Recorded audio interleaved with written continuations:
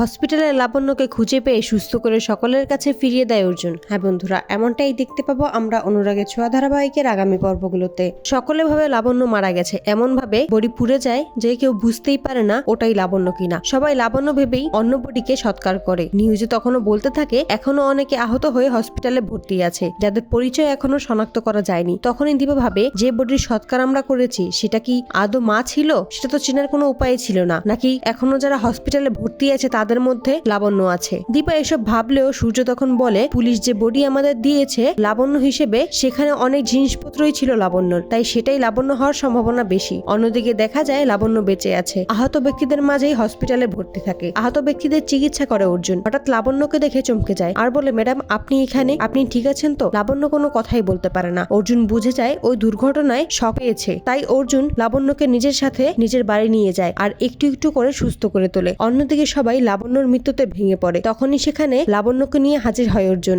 লাবণ্যকে দেখে চমকে যায় সকলে। প্রবীর বাবু লাবণ্যকে এসে জড়িয়ে ধরে। লাবণ্য তখন সকলকে জানায় সে দুর্ঘটনায় মারা যায়নি, বেঁচে আছে, আর এতদিন অর্জুন তার বাড়িতে রেখে তাকে সুস্থ করে তুলেছে, আর অর্জুনই তাকে এখানে নিয়ে এসেছে। আহত লাবণ্যকে সুস্থ করেই পরিবারের কাছে ফিরিয়ে দেয় অর্জুন। তো বন্ধুরা, তোমরা এটাই তো চাও যেন লাবণ্যকে খুঁজে পেয়ে লাবণ্যকে বাড়ি ফিরিয়ে আনে অর্জুন? কমেন্টে জানাও।